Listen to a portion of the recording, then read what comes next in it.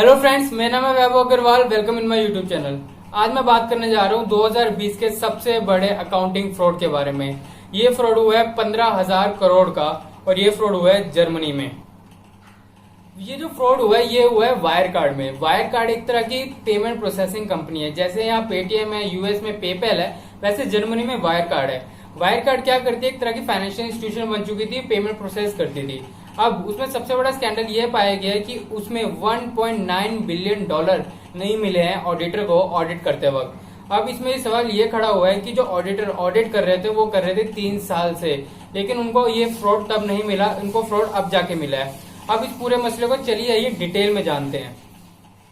जैसे कि मैंने आपको कहा कि वायर कार्ड एक पेमेंट प्रोसेसिंग कंपनी थी। पेमेंट प्रोसेसिंग कंपनी को अगर किसी भी कंट्री में ऑपरेट करना है तो उसके लिए वहां की लाइसेंसिंग अथॉरिटी जो होती है उसकी अप्रूवल जरूरी होती है। अब जैसे इंडिया में अगर किसी को ऑपरेट करना है as a payment processing company तो उसको आरबीआई की अप्रूवल लेनी मस्ट है। वैसे ही वायर कार्ड को हांगकांग में ऑपरेट करना था तो वहां की उसकी अथॉरिटी की अप्रूवल चाहिए थी, लेकिन उसके फाइनेंशियल स्टेटमेंट इतने स्ट्रांग नहीं थे।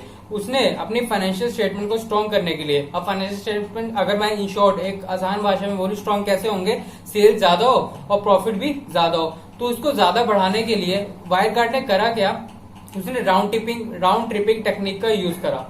अब ये राउंड ट्रिपिंग टेक्निक होती क्या है, इसमें क्या होता है, जैसे मैं जर्मनी बेस्ड एचओ हूं तो उसने क्या करा, जो अलग अलग देश की उसकी जो ब्रांचेस थी उसने वहां पे उसको पैसा ट्रांसफर करा। जैसे अलग अलग देशों की ब्रांचेस को पैसा मिला तो उन ब्रांचेस ने उसको एज ए फंड ट्रांसफर नहीं दिखाया, उसको दिखाया कि वो सेल हुई है और उनको वो पैसा कस्टमर से मिला है, ना कि उनकी एचओ ब्रांच से जो जर्मनी में लोकेटेड है। अब वायर कार्ड ने अपनी फाइनेंशियल स्टेटमेंट को स्ट्रॉन्ग कर लिया और वहां की लाइसेंस अथॉरिटी में लाइसेंस के लिए अप्लाई कर लिया।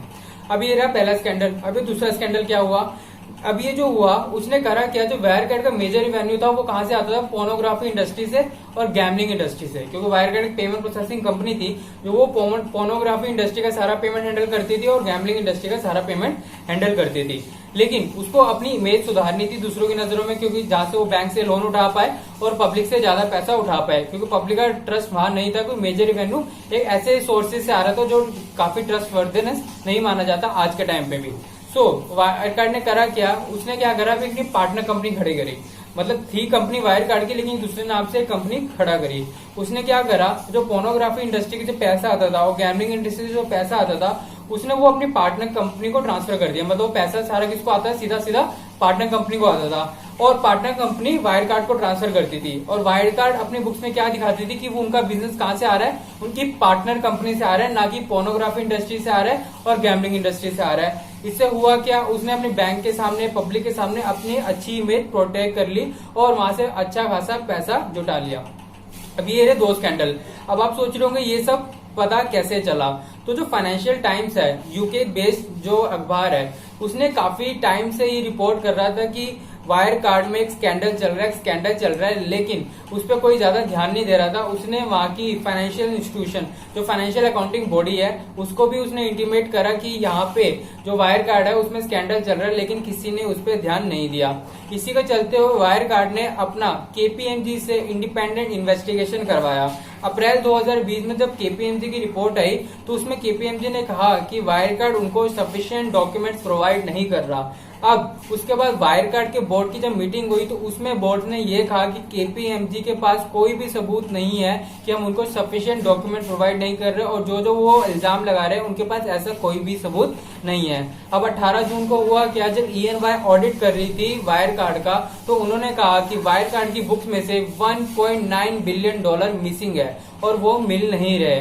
और जब वायर कार्ड से पूछा गया कि ये पैसा कहाँ है तो उन्होंने कहा कि ये फिलिस्पीन के 2 बैंक्स में जमा है। और जब वो बैंक से क्रॉस वेरीफाई करा गया तो बैंक ने साफ साफ मना कर दिया कि हमारे पास कोई भी पैसा नहीं है वायर कार्ड का। तो तब जाके पूरा स्कैंडल सामने आया। और हुआ क्या, इसके बाद इनके सीईओ को अरेस्ट भी कर दिया गया और उन्होंने रिजाइन भी कर दिया। और वहां के शेयर होल्डर्स ने, जो इनके ऑडिटर थे EY, उन पे पूरा इल्जाम लगा दिया कि उनकी वजह से ये फ्रॉड हुआ है और उनसे कंपनसेशन की मांग करी गई है। तो ये था पूरा स्कैंडल। 2020 का सबसे बड़ा स्कैंडल सामने आया और जर्मनी का सबसे बड़ा स्कैंडल हुआ है 15,000 करोड़ का, अगर मैं इंडियन रुपीज टर्म्स में देखूं तो इस पूरे स्कैंडल के बारे में ये थी शॉर्ट वीडियो। आपको कैसी लगी प्लीज मुझे कमेंट सेक्शन में जरूर बताइएगा और इस चैनल को सब्सक्राइब जरूर कर लेगा। तब तक के लिए मिलूंगा आपको नेक्स्ट वीडियो में। Good bye.